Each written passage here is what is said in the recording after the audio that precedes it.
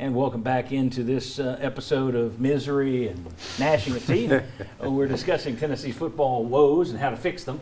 This segment of our program brought to you by Madisonville Marine. If you're in the market for a boat, do yourself a favor. Talk to the people at Madisonville Marine. Whether it's a new boat or a pre-owned boat, Madisonville Marine provides a great product at a great price with great service. Right, Bob Hodge? And definitely. He's so caught you off guard, I think. I was thinking of my next answer for the questions. He's a happy Madisonville Marine boat owner. There's no better place to buy a boat, folks, than Madisonville Marine. All right. Time for our second big question as we take a 10,000-foot view of the program. And I'm going to start with you. How about answering Kiffin? Yeah, I'm going to. Biggest hiring or firing mistake that has had the longest lasting or more ramifications than any other? Are you going back to the Kiffin thing? I'm going to go back to the Kiffin thing. I think the ramifications of hiring Jeremy Pruitt may have more legs, unfortunately, for Tennessee because of the NCAA and the issues there. You've lost 20 bodies, including The Athletic did a story this week where they talked to guys across the country, coaches and coaching staffs, and they've ranked the top 100 players. One is transferring in, Joe Milton, like number 91. And you lost 8. But it's like 9 or 10 out of the top 9. 4 of the top 15 transfers, and the top 2 are guys who left here. So but yes, Pruitt could be. Take Pruitt off the table for right now, just simply because, maybe Josh Heupel is a home run, and we're not even thinking about Jeremy Pruitt. But I still go back to Lane Kiffin, and the reason for that is if he stays, once again, the stability that you have not had, that you almost got under Butch Jones, but you didn't quite get there. You just haven't had any kind of stability.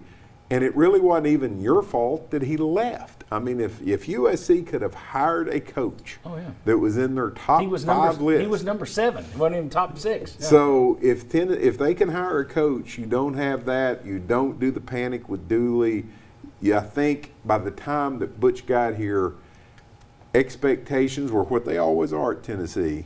And then when you had the flame-out year, the Hail Mary that beat you at Florida that I think just crippled the rest of your season right there. I think by that time people were just, 9-4 wasn't good enough anymore. Whereas if you had had that stability, I thought 9-4 was pretty dang good. I was pretty happy those 2 years. If you're rebuilding, if you're rebuilding. Yeah. But I think people by that time know you're not going to do it, and I think Kiffin leaving you in a lurch and you panicking and hiring Derek Dooley, I still think you're paying for those sins. All right, who wants to go next? We got time for one more in this segment. Yeah, I'll go next. And if Lane had stayed, that could have provided entertainment, could have provided, honestly, I've had easy radio anyway. But I will say the mistake would be hiring him, knowing what ended up happening. And I say that also because I think Tennessee could have hired Brian Kelly from Cincinnati.